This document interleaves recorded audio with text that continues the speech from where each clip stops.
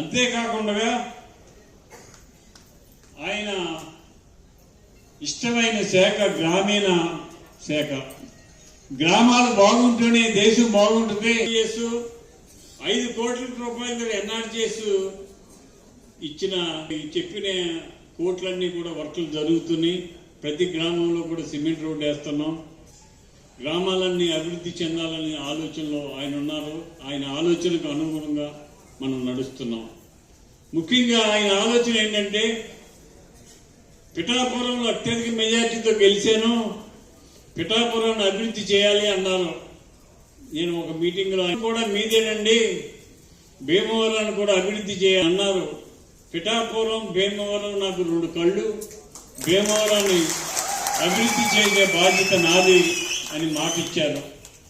త్వరలోనే మన భీమవరం రావడానికి ఆలోచన చేస్తున్నారు.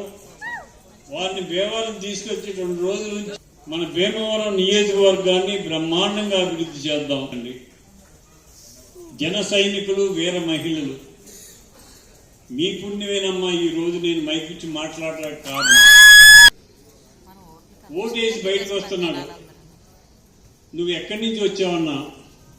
నేను హైదరాబాద్లో ఉంటున్నానండి, నాకు బస్సు టికెట్ దొరకలేదు, ట్రైన్ టికెట్ దొరకలేదు, మోటార్ సైకిల్ వేసుకొచ్చి ఓటు వేశానని చెప్పాను.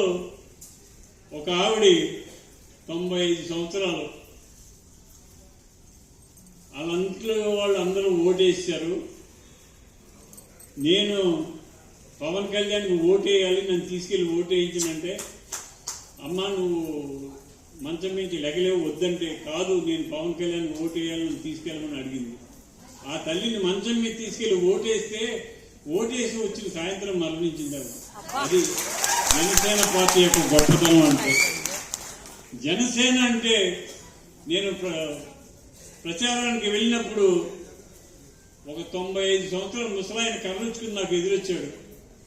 తాత నువ్వు ఎవరికి ఓటేస్తావంటే, గ్లాసుకు ఓటేస్తాడని చెప్పాడు. ఆయురారోగ్య ఐశ్వర్యాలు ఇచ్చి 10 కాలాల పాటు ఉంటే మన రాష్ట్రాన్ని ఎక్కడికో తీసుకెళ్లిపోతారు. దాంట్లో ఏమాత్రం సందేహం లేదు. రాష్ట్రం అన్ని రంగాల్లో అభివృద్ధి చెందాలి అంటే ఓటు చీలకుండా ఐక్యతగా ఉంటేనే మనకు అవకాశం వస్తుందని శిరస్సు వంచి తల వంచి 21 సీట్లు ఒప్పుకుని ఎన్డీఏ కూటమిని ఏర్పాటు చేసి ఎవరంటే పవన్ కళ్యాణ్ గారు. అటువంటి కళ్యాణ కార్యక్రమం చేసుకుంటున్నాం. ఆయన పార్టీ పెట్టినప్పుడు ఎంతమంది ఉన్నారు, ఆయన పోటీ చేసినప్పుడు ఎంతమంది ఉన్నారు, ఇప్పుడు ఎంతమంది ఉన్నారని లెక్క చూస్తే ఆంధ్ర రాష్ట్రం అంతా ఆయన మీద ఎదురు చూస్తుంది.